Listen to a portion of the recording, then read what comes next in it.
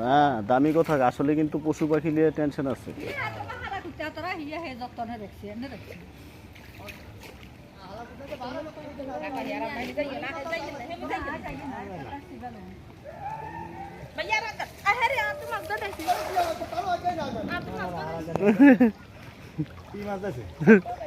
এই যে পট করে লাভ দিছে।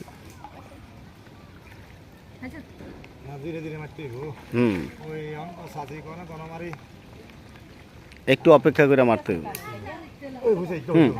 মাশাআল্লাহ মাশাআল্লাহ।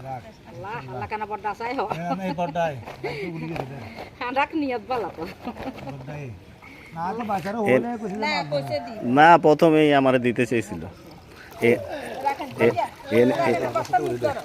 এনে প্রথম একটা পাইছে প্রায়